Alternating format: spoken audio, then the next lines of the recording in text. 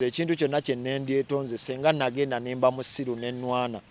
ne nagenda ku poliisi nempaaba omusango ne baguteekayo fayiro ne bagamba ne bagungamba n'erinnya nali sigumanyi cyber bullying smart computer misuse ne bagukola nenfuna nentuuka bwe natuuka nenfuna obwenkanya era ne wabaawo ebyabaawo ne biggwa nze nga ndowooza byaggwa sigenda biwa budde. So in that wafuna obwenkanya? Nafuna obwenkanya bwe nali njagala so siraba nsonga lwaki neetonda siina gwe nakuba siina gwe namenya mugulu siina gwe nakosa. Kuba muna amakomera bakolaga abantu ate abantu be bagakolera beeyisa bubi. Naye lwakuba waliwo ali eyo nga ye takikkiriza alowooza Mickey yakola ensobi. YouTubers muyina emirembe ba Facebook mulimu abayomba bajjajja ishuli naye ayomba n'abita abapenge n'ayomba n'abita baani n'ayomba ba naye app yaffe TikTok obuzibu bweyina people are ignorant. Tebamanyi. Tebamanyi. Kiki batamanyi? Tebamanyi just kubanze nze I believe ndabye full figure nga avuma abantu. Naye avuma bwaseka avuma awumba kawemula naye awemula ggwe. Naye app gyendiko ogenda sanga omwana akwate essimu agyetunuzeemu awemula agagamba aganene naye nga agawemula muzaddewo agawemula mwanawo. Yes. Okitegeera kati that's why nkugamba obuzibu TikTok bwe yatuleetera yaleeta buli kaceere kati ffe twaguma. Okitegeera twaguma tuli awo kyova olaba ndowooza egenda fa mangu. Program ene kutusibwako aba Pulse Construction Company Limited abakugu mu by'okuzimba bazimba kalina ez'ebyuma saako n'okuyiwa enkokoto basiiga langi n'okuddaabiriza ebizimbe ebya business n'amakaago kosa ne kalonda yenna akwata ku by'okuzimba basangibwa ku Bobby Wine Road Gayaza kosa n'ennamba y'essimu nga w'ogiraba wansi awo WhatsApp n'awe ayagala okubakubirako. Kisitu Electronics badiringira mu by'amasannyalaze solar panels ku size zonna amasimu agatayita mu mazzi flat screen fridges ne kalonda yenna basangibwa ku Hanifa Tower kosa n'ennamba y'essimu nga w'ogiraba wansi awo gw'abeetaaze osobola baweereza ka WhatsApp kosa n'okubakubira essimu. Ziwa and Sons suppliers w'ebikozesebwa mu kisenge ng'ofuula ekisenge kye ekyenjawulo kirabike bulungi gula amasooka amalungi bed cover duvet mosquito nets towel ne kalonda yenna agwa mu kkoero basangibwa ku Mukwana Arcade n'ennamba y'essimu weri wansawo. Sozo Properties agula ebintu ebikozeko ebyomunju restaurants gym saloon nga bikyali mu mbeera nnungi. Genda ekireka Kamuli Road oba mukubireko ku namba y'essimu gy'olabaawo. Mariam Massa mukyala muyimbi mukyala muzadde ensonga z'abaana azitegeera nnyo ku YouTube Mariam for Children subscribing awuliriza music we omulungi aliko Facebook Mariam Music. Tuli ku Capital Music omulungi atulaba era ng'olunaku olwaleero tuyina sekita gye tugenzeeko bano abakola TikTok manyi nti tudde be baliko babasanyusa ku masimu gammwe so why not nozeeyo omu ku baggayi alabika obulungi mungambye abasanyusa nnyo okusinziira ku mwenna abasinga abatusaba nti mutuleetere ku bantu ab'enjawulo. So Mickey nkuyina olwaliro ogamba otya? Ndisitedde muganda wange kyekiriwo obulamu bwa TikTok nga bubakyusizza nnyo labe nga tojjoyambadde labe engeri gy'ofaanana. Naye nze omanyi fenoni eya Steve Jean nze TikTok si yembeezaawo nze ndi musajja akola.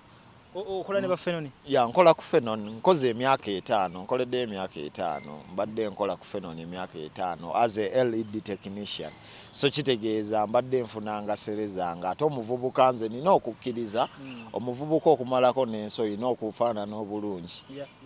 So bafaanyi bo badde bakimanyi nti okola ne fenoni oba bamanyi nti TikTok bafaani bange basinga bamanyi mbu nkola ne fenoni lwakuba saagala nnyo yita abantu bafaani mbayita baganda bange bakimanyi nkola ne fenoni abasinga bakimanyi nkoledde fenoni ebbanga ddene. So omuntu okusookera ddala bwe tugamba nti TikTok mu Uganda kikola kitya okusookera ddala? TikTok nange nali sigimanyi nagijjako mwaka guwedde mu Gwokutaano naye kirabika nga yo yansiima okutuuka n'enkola rounds zino zonna naye nze nali njagala bba YouTube oba nga ggwe nga omuntu ali eyo nga YouTuber naye ne binnema. YouTube we yannema ne ngaawo wayi kambireke mukwano gwange omunaŋŋamba TikTok nenjigezesa ngenda olaba ate ebyayo byangu traffic emuvuga mangu nempa erinnya mangu neŋŋamba nina kulookingira wano. Nolookinga. So okusookera ddala eri omunnayuganda eyakatwegattako TikTok okozesa mannya ki? Nkozesa Mickeyseemsfunny. Bw'okolera amasanyu awo abasinga bye bagafunira biki byotera okuzannyako? Nkoze ebintu bingi, nkola skit ez'enjawulo, nkola ezisomesa, nkola ezisesa of course, naye eyasinga okuntunda ennyo abantu okummanya out there ndowooza yali oba yakubba nkoko nga Taata Sam abantu ne balookingira awo naye nga Taata Sam, naye saakola nze kya Taata Sam.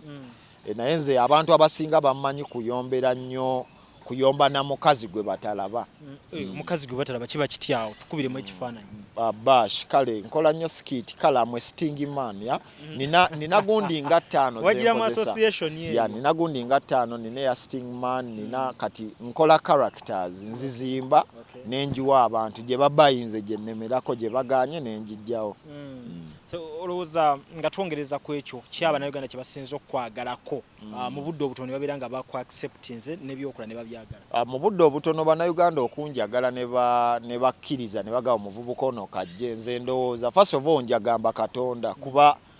woba toliiko favor teri kijja kati then no lwakuba abantu kye batamanyi kyenzikiriza okuba omuntu ng'oliba wakabi oba oliba public figure oba oliwa celeb nga bwe babiyita, nze ndowooza kiva wa Katonda then abantu bakozesa okukuteekayo, naye nze ndowooza Katonda. So nze nja kizannyo wa Katonda kuba yateeka muntu omutima n'agamba akavubuka ako kaagale bye kakola, kuba nze I believe sinze asinga bangi abakola kyenkola ate nga bakikola nnyo ddala bulungi, naye maybe yagamba gwe mwana gwe nkutaddeko amafuta kaba kusiime. So ng'ojoyininga TikTok ebiseera ebisinga tuba n'ebigendererwa byanjawulo, kyoli tudde ne kyokola tudde ku TikTok wakiruubirirwako? Since day one nze bw'ogenda n'olaba video yange yasooka ndowooza ensonga lwaki abantu banjagala nnyo, nze najja nzannya skit za internet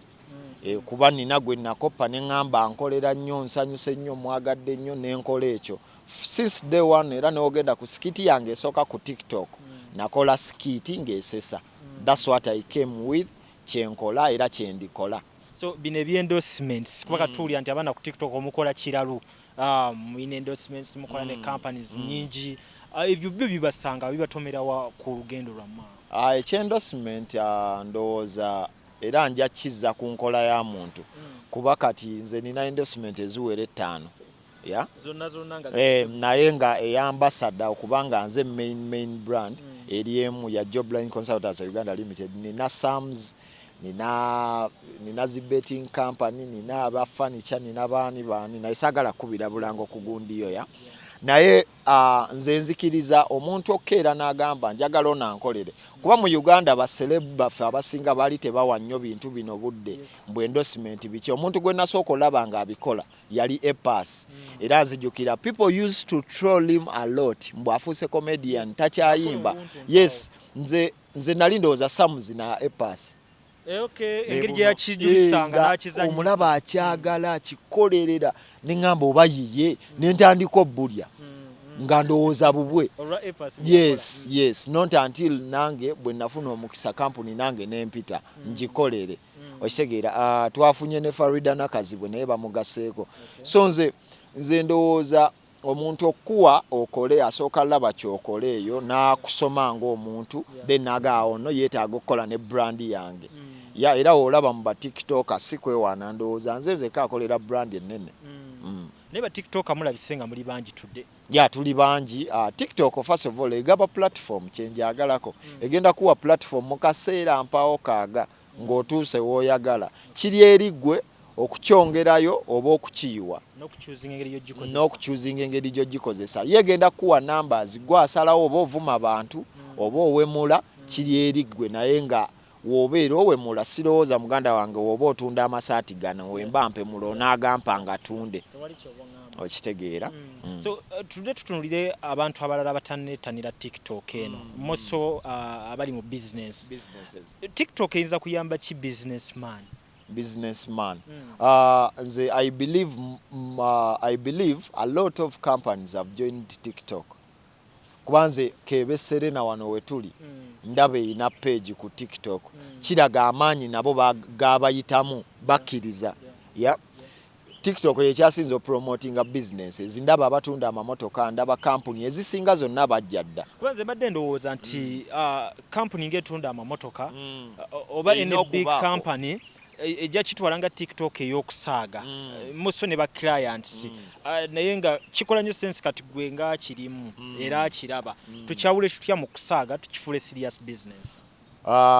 Ndowooza abamanyi mbu si yakusaaga bagijoyininga ne bakola zi page muganda wange. Nze mu 2019 nalaba nga TikTok yabawala. Yes. Nga simanyi mbu yeri nfuula kyendi leero nga ndaba mikwano gyange abagiriko baddamu amaloboozi ne beemoola ne ŋŋamba laba ono naye afuuse muwala. Kumbe bo baali baamanya dda ne babuuka lwa nsonga agenda kwemoola leero ng'atunda engoye enkyapositinga engoye mulowooza azze kwemoola abagambe eno jampa y'etaano essaati y'etaano engatto y'abiri agule alayikinge. So I believe TikTok boostinga mangu gundi business. Boostinga mangu business lwakuba walooze sigenda kwogera naye kikolerawo n'ekuleeterawo mu bantu negamba ono yaliwo ekya data bwetutunulira applications endala mu data TikTok eri etya. Actually TikTok yesinga onywa data omungi esinga ne Instagram esinga ne YouTube. Anti omanyi lwaki YouTube ekuba video naye YouTube video inaginyigamu ne bufferinga nezanya ne for TikTok bwokuba ngezanyirawo kitegeeza eba already data emukutte nekwata zino video nezizanya automatically ekuba data okubeera nti ate yekuba data omungi ate nebiranga kati today twogera yemu kuzisinga okukola ennyo. Ndowooza ekya data tukiveeko kuba waliwo omuntu asobola okukwata data n'alaba firimu namba kati nze okukwata firimu ngirabe ku Netflix ku simu wenkolamu content wange nentundirako ebizigo nentundirako essaawa ndowooza nsinga alaba firimu so ekya data nze sikikulembeza nnyo era kyensobola ogamba omwana ali eyo oba olaba data akunyigiriza funa ka wifi osasule emitwalo 10 omwezi kuba lwakuba kyetutabala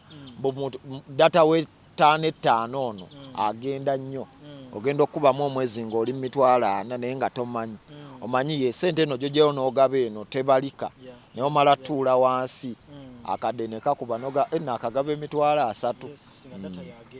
So before nga sinajja ku gwe ng'omuntu njagala kire kya TikTok so tujje image yakyo tukite nga TikTok emaze okukola obulungi ku platform yammwe eyo audience mugina abantu babagoberera kigenda komaawo ku masimu gaffe tekigenda kutuuka ku level ya stage match as mukola comedy mukola fun. Nze nga Mickey actually bangi bampise ku stage naye nkyetegeka okugenda ku stage. Ndowooza stage comedy show gye ngendo sooka okubaako egenda kubejja oba ogimanyiko simanyi naye kyenalabe bannamawulire nga mujogerako oba ogimanyi gyogereko siina buzibu kwe ngendo sooka obba egenda bba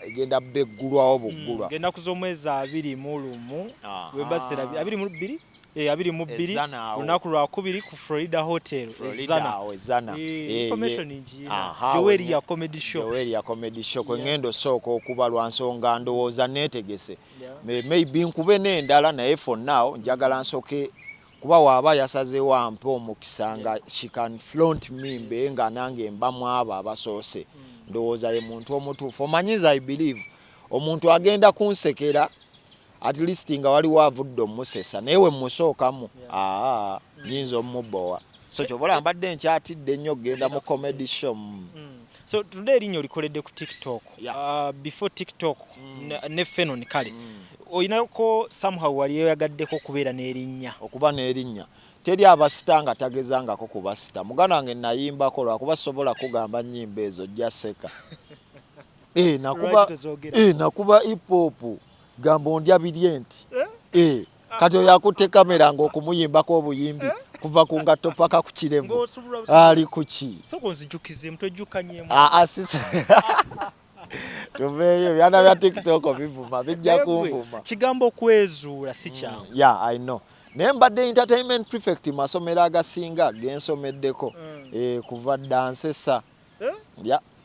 wasoma kyenkana kimiki kuva muganda wange nasoma lwakuba abaana tebakimanyi nze ndi musajja ayatikkirwa nakola graphic designing ewa aho kuisbat sibumanyi nga manyi graphics ozikola ddi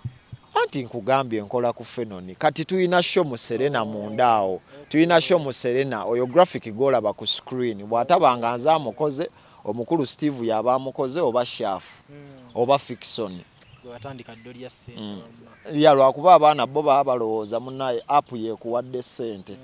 naye ate nenga naawe oba munnaye okubye asoyo kuba kati emyaka 5 emabega wemba nali nsasula emitwalo tugambe 8 omwezi mukati olowooza nfuna mmeka naye ebyo byonna tetugendayo nnyo binyiiza abantu amazima galuma kubanga omusajja bamulabawo nga akavirikirira ne balowooza obulamu bwangu TikTok yo nga yo teyina ssente saagala nkulimbe kyovola bangamba abaana abaliyo TikTok teriiko ssente wabula senga weeyisa bulungi n'ofuna bw'endorsement buno busobola okuwa miliyoni 10 omwezi kubanze nze njogera out of experience. In fact twogere ku nsonga eyo katono nnyo.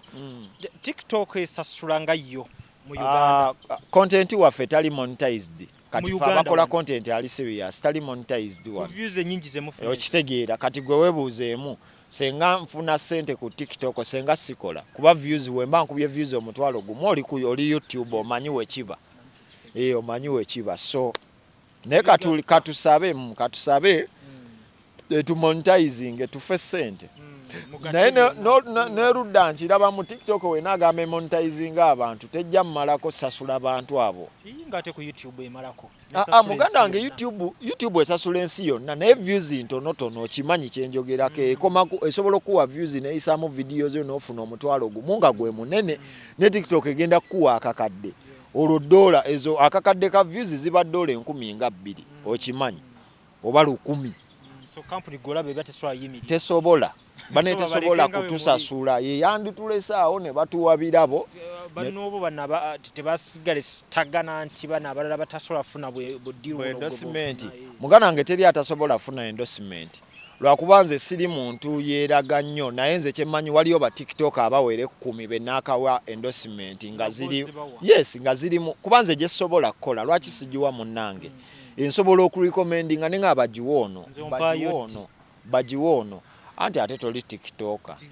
bagamba ono si TikToker naye mullo baabagala ba TikToker munnaye tosobola ba diverting nzibawa mbawa abaana bangi bempadde lwakuba ate si kirungi kuwa ate nojja mu kamera oba towadde oba togabye ago ge bayita okwagala okwesoma naye bangi bempadde kuba mulimu lwakuba waliwo oli ajja nga ayagala Mickey simanyi oba guba muzimu n'agamba anti ate bompa munnaye nze njagala gwe n'omugamba nze sente ezo sijja kukola naye nina asobola okukola nga kyenkola kyovola banza I believe nze ensonga lwaki baagala nze ndi original omanyi the originality of someone abantu mulimu abansinga bafollower nenga tasobola funa deal eri kameza nga Mickey nga Rubis tesobola muwa nga safe border tesobola muwa Jumia tesobola muwa okitegeera so nze ndowooza abaana senga baba original newoba okola ebintu wadde tebisese oba biki be original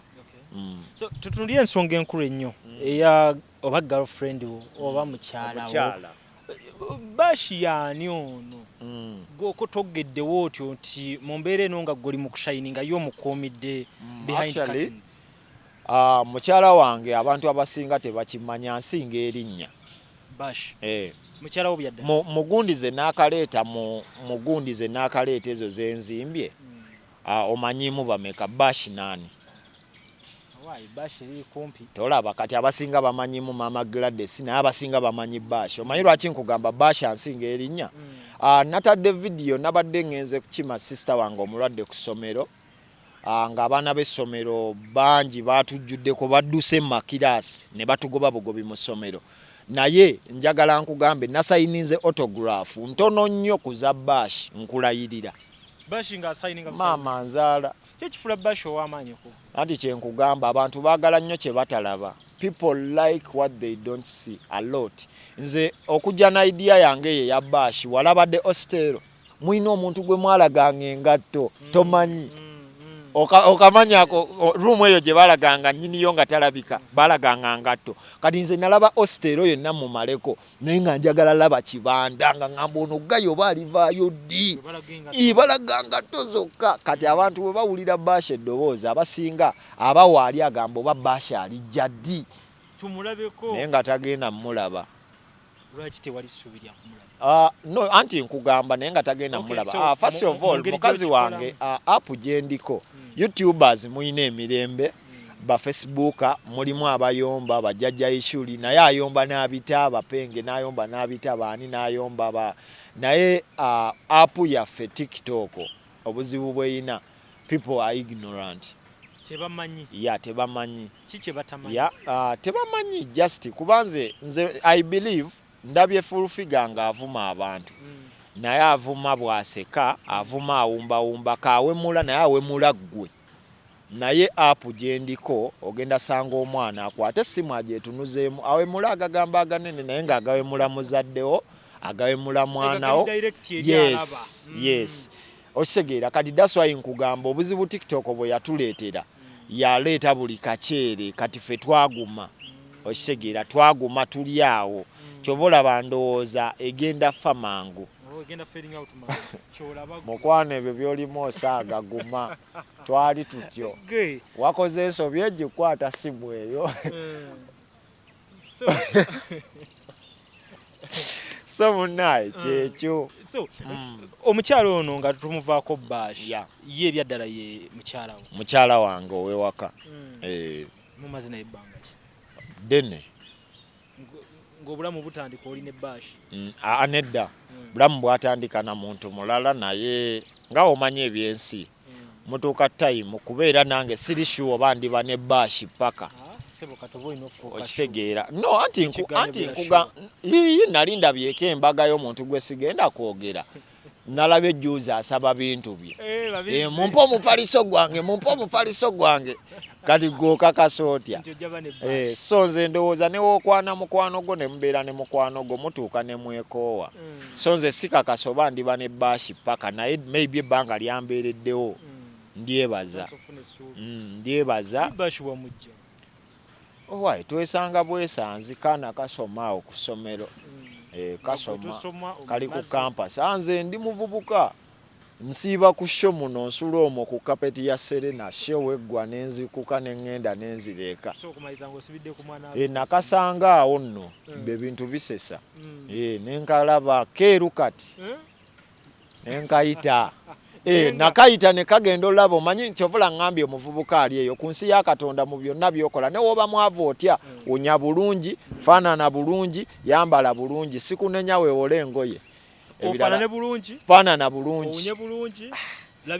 labika bulungi osolo wangula byonna ku nsi omalako lwa nsonga nze nkubuulira obadde okimanyi bw'oba ofaanana bulungi ng'oli ku kkuba otambula owa Range Rover asobola okusiba n'akubuuza wane ekkololo wewa elwenfaananayo n'omugamba oyita wali naye ate bwendabye ng'oyita awo kantuule mutto nkutwalewo kati mu kukutwala wano n'omubuuza naye mwakikola mutya kuba mbona tolaba okuba nti akuwa ekiddako so nze I believe ku nsi kwetega so weetega omwana w'abendi n'omufuna mwana ne muwangula era ali ku mujje afumba alabika kati ali ataddeko kipooli okitegedde kale mu obubaka bash nga tumuvaako buyinza faana buti okuva ewa Mickey to bash omuvubuka ono gw'olaba omwoleza okuva ku mpale ye paka kaguwa k'engatto lwaki sikwagale lwaki nkufa wandoga yofa kinange woba wandoga yongera ologe who are you tuve mu ebyo naye nga wamma mukyala wange nkwagala nnyo gwasinga Mickey abalasita beera ne laavu weeti sebe yaddala ali kuki gwali osanzeeko ewange nze lumu nasulanga kateni sizigadde omanye emizigo gyaffe giri ku kkubo gyeyanise giti nali nga ndi ku mwana w'abandi munyiga bugere maama Gladys n'ayitawo n'akuba akakule mbuwu muli ekyawa ali kuki nakati muli wamu tuli wamu alumwa balumwa Mickey entale zize mu TikTok zino kati today tugenda zikolera ki nze I believe tewali kye tugenda kukola naye just abaana bakyokya bali mu kwokya bali mu kukitta TikTok ebadde ezze nga bannabitone batumbudde kubanze I was so gundi nze nkuze ndaba bakiddawo muzeeyi bakiddawo abadde wano naye andabye aba basajja ababadde bakola comedy bakoze buli kimu ndowooza omanyi kyenjogera beesiiganga abadde wano naŋŋamba nkwagala nnyo nekyokola nze bye munnaye bye binsanyusa nze bwe nsanga Salvador naŋŋamba Mickey I love what you do bwe nsanga comedian yenna Madrat Yanchiko ne baŋŋamba Mickey kyokola kirungi muli ŋŋamba waawo mukama mulungi essaawa eno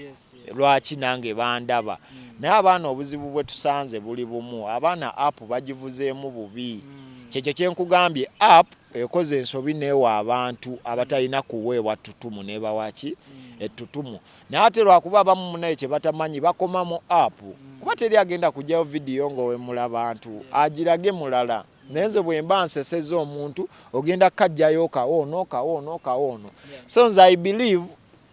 twagezaako kukola group ya TikTok tutuulenga kuba naliko Kenya naliko Kenya ku bintu bya TikTok Africa nga bashootinga nenze nayiga aba TikTok abe Kenya so go representing Uganda yeah I was the one ne ka Godviv anti nze yawangula award wano era kyovola baye munnaye nze go sasura ku Facebook okitegedde ku TikTok okitegedde nakyo nabyo binyiiza munnaye nagenda nenkola ensobi nendaga sente za YouTube abaana ne banyiga siriddamu era tokolanga ensobi eyo okulaga lwansonga nayagala balaga mbu munnaye bino ebintu tubirabanga ebyokusaaga naye birimu sente bo banvuma buvumi so no nakolamu ensobi esimu yange eriwa nakolamu ensobi nakolamu nandikulaze esimu yange n'olaba yes kyemanyi omanyi YouTube ebbanga esasula nga 22 na 23 n'okwambuka si bwe kiri kati eyanjo ky'ettaano n'enjo kya 5 n'enjo ky'ennya kati TikTok n'enjo kya 5,000 nayo kati mukuba screenshot omanyi obusungu mwana nalaga nkyamu baali banzise zaaliko ku TikTok onvumwa toyoya kati ekiri ku live yange toyoya ebivumo era nate munaye by the way ovumwa today bujja abantu bakulina ko bujja si buli omu mbwanvuma naye kakino kankikubuulire njagala sagala nnyo wabalwa kubanze siri muntu mulungi kuwa example n'abantu si kirungi naye buladi kankubuulire ku nsi ya Katonda teri gwe batayinaako bujja obadde okimanyi gwe waliwo atakwagala lwa muzindaalo gwo ngatagwagala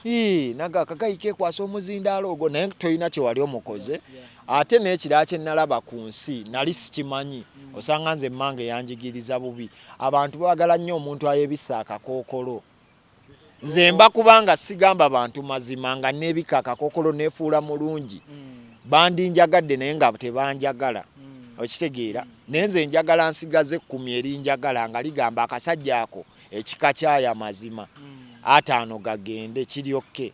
okitegeera lwansonga mu aba 5 we babawo bonna mubamu agenda okunfumita ekisonga simumanyi so nze bwe mmanya tonjagala nenkubulookinga mangu mukama aba akumponyezza so omanyi oblocking yanze esimu yange yiyo nandikulaze nze TikTok yange nakabulookinga abantu omutwalo gumu nkulayiriraga I don't care kansigaza abantu 10 nga banjagala kyenkugambye muganda wange kibi nnyo okwesiba lwaki weesiba ku muwala atakwagala bwoto bwogenda obbe ng'oyagala mugulira iPhone 13 funa ono alina akasimu k'amapeesa naye nga kugambe olumu bebe ojja funa ssente okitegeera okukumalamu amaanyi kyekyo ne bano batandise okubba amamotoka emmotoka ya bashi eri wali nalabye ka vidiyo babba amamotoka ndeka bashwa mugulira motoka ndeka nakoyo vumwa otidde okuvumwa nakoyo vumwa abaana amazima mabi nze waliwo abagamba nsula mu studio lwe navaayo njagala olaga nsula mu nju yange n'envumwa waliwo abagamba emmotoka nvuga neewole lwe navaayo njagala olaga bituufu emmotoka yange navumwa awo we namanyira omuntu kyayagala lwaki otuuka ku level proving abanayivu mwana obuzibu nakugamba mwana no kati nabuuse nabuuse Munnayuganda ali eyo yenna agenda okuvuma abakumanyi abakumanyi golooza bameka abatamanyi mboyina ebyuma bangi tebamanyi naye muganda wange bangi abamanyi naye nga mwabo abamanyi mulimu agamba tekayina byuma kabyewola okitegeera so nze nayagala oprovinga kati n'ekirala kye nali nazudde nze nina obuzibu abantu bamanya weakness yange busungu bwange kati naawo navuddewo era nze ogenda laba vidiyo ezinvuma siriddamu muntu kuba abantu baagala tukolerako mannya kati obadde okimanyi waliwo omuntu eyanvumye sigenda muwa gundi platform naye abalala balowoozezza nabo ngenda mbawo obudde balabye kasajja wovuma maama waako wovuma mukazi waako wogamba kakwata abantu kavaako kati bannaaye ennyumirwa nkwata abantu kiryokke ekintu ekyo somehow mpulira nga muli kyekirange gye kyakosezza ekyo okwata abantu anti era munnaye wekyankosezza I reacted era when I reacted nenfuna justice bwe nafunye justice nembivaako yes I'm okay kwa munaye bo balaba kyakusaaga naye kyabadde kikositinze omulimu mulamba neruzabe nabe byava kuki kyekyo kyenkugambye woba osobola ogenda n'olaba ba YouTuber interviews baakoze genda ozirabe woba oyina obudde ziwa obudde otuule kubanze waliwo statement omuntu omu gye yakoze n'agamba nze Mickey nali nfa mukolesa nsobi era kyovola navuma maama we nenjimukozesa gwe ekyo kitegeeza ki najjukidde dda Wizo ne radio bayombanga ne Bebe Cool. I'm sorry to bring them in this convo. Bayombanga ne Bebe Cool nga Bebe Cool abaddamu nga nabo bamuddamu. Ne waliwo buno obuyuki obwajjanga ne bubuukira. Teyabaddangamu. Kati sitegeezezza mbu oyo omuntu atuuka ku ssalya muntu omunene bw'atyo naye omuntu ku nsi ayagala okukolerako erinnya aba talina kyafiirwa. Abatayina nga tumaliriza Mickey nga tukozesa platform eno inenewe nga tetunajjako kamera waliwo kyofiringa apologetic ku byonna ebiriwo nze nedda okyejjusa osobola okyetonda nedda ku byonna ebibaddewo tewali kyowe sirina I have rights olaba nze I believe nze ng'omunnayuganda nina rights nina rights ng'omuntu ate nze ndowooza ekintu kyonna kye nendyetonze senga nagenda nemba musiru nenwana nenagenda ku poliisi nempaaba omusango ne baguteekayo fayiro ne bagamba ne baguŋŋamba n'erinnya nali sigumanyi cyberbullying smart computer misuse ne bagukola nenfuna nentuuka bwe natuuka nenfuna obwenkanya era ne wabaawo ebyabaawo ne biggwa nze nga ndowooza byaggwa sigenda biwa budde nafuna obwenkanya bwe nali njagala so siraba nsonga lwaki neetonda siina gwe nakuba siina gwe namenya mugulu siina gwe nakosa kuba muna amakomera baakolaga abantu ate abantu be baagakolera beeyisa bubi naye lwakuba waliwo ali eyo nga ye takikkiriza alowooza Mickey yakola ensobi yaman kale tumalize na achievements zofunye tugende motoka ya bash tebagitutwalako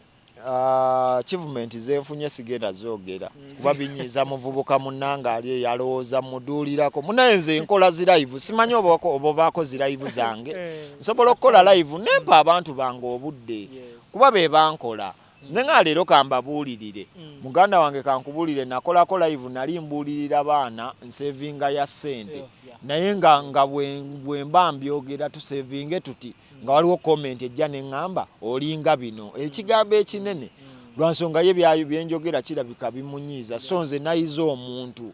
kyobola atoliddamu kundaba nnyo mu birayivu ebyo mbuulirira abantu nasazeewo naye olowooza Mickey oli ekigendera kyaba takyakiivinze wakujja ku mulamwa ova ku kituufu n'okukola ekikyamu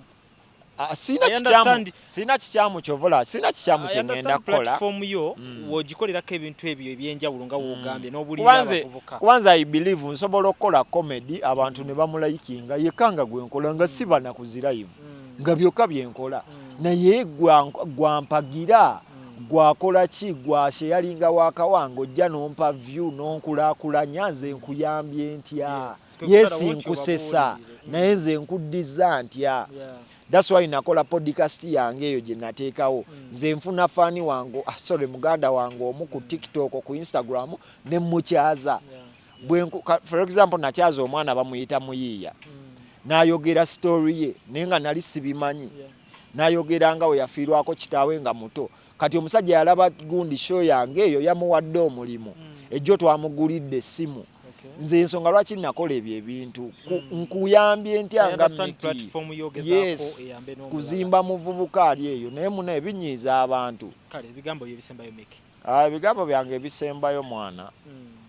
nebaza bannayuganda okusookera ddala mwebale kunzikiriza omanyi mwana si buli omu bangi be bazize abalina ssente abalina obukadde bw'ensimbi ne babazira neze mbebaza siina gwe nawa ssente siina media house gye nagulirira siina mpapula ze nasasulira mbebaza okubanga you brought me in as a son oba as a kid naye ate njagala era kino nkyogere kuno ku mpewo nange ndi muntu siri katonda so g'obolooza wagoberera Mickey abeere perfect nze siri Yesu ne Yesu yasobyamu munnaye nakugoberera naye tatu ate naawe angoberera totuukiridde lwakuba gwe kyotayina platform nga gye nina bantu laba flows zo na busungu bo na side yo nkyamu so ng'obolooza ogenda kungoberera nze mbe Nabbi Muhammad sallallahu alaihi wasallam olimba munnaye nze nange ndi muntu nina omusaayi nina omutima nyiiganga gwe bw'onyiiga n'okenda n'okubba omuntu oluyi lwakuba obuzibu bw'obuliwo nze buli kyenkola kigenda lagwa mu kamera kuba muna abasinga baagala mawulire so nze I believe oba ng'oli eyo ng'ongoberera ng'okimanyi ndi muntu sigala ng'ongoberera naye oba ng'ojajinga kiryoka enjajinga naye naawe tuula ewaka olowoozeemu naye wali okoze ku nsobi naawe oli muntu nga nze wazaalibwa mukyala nga nze olumwa we bakusala ojja omusaayi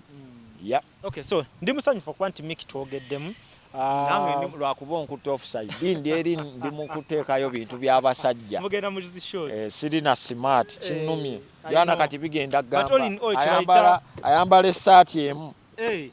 TikTok ogimanyi naye ya bei leka tonvumyansi so ye Mickey seems too funny okay seems too funny gwe twali tunyumyamuko naye akawungezi k'olunaku olwaleero tumusanze ali kukola mirimu gye naye ne tufunayo eddakiika bbiri tugezeewo okubeera nga twogerako nammwe abannayuganda abamugoberera n'abatugoberera mu mbeera ey'okugattagatta okuggyayo ekifaananyi ekiriwo n'ebibaddewo byonna okulaba nga totambula n'okumanya nze lujja ngenda kuba nga nkwatagana nammwe mu programu endala efaananako weeti ate Katonda nja kusaabusabya abankuumire amannya gange nze Nsuuga Mustafa nkola ne Alihira Holdings era ndowooza abantu abazze batukubira bagenda olaba nga yenze yennyini bwe balaba mu video ate nze gwe balabye ku site yaabwe Biodigester kirabise nti kati abantu batandise okukkiriza nti gwe mulembe oguliko kituufu kuba okusookera ddala omunnayuganda yali amanyi nti yaabo bokka abayina enzigi enfunda kwa tuze twogerako nga ddala ddala ennyumba eri wano naye nga tetulina kabuyonjo we tugiteeka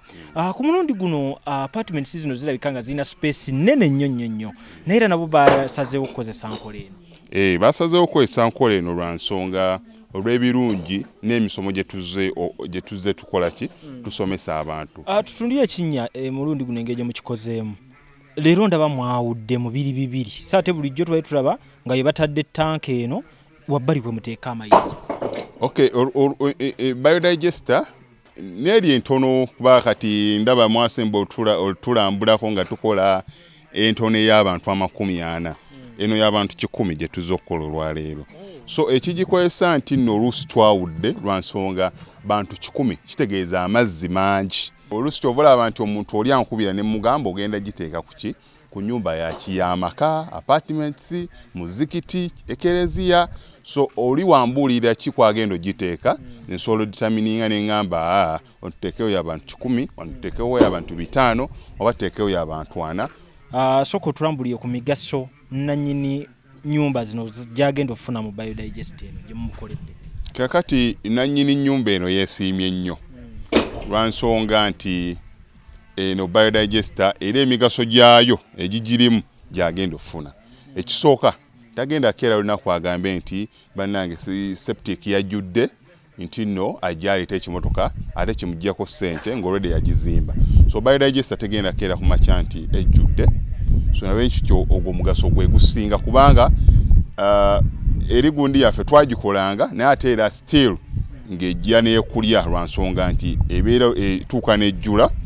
so etuuka ng'esigala ekulya wadde nga ate wagiteekamu ssente yo nnyingi ekyokulala nti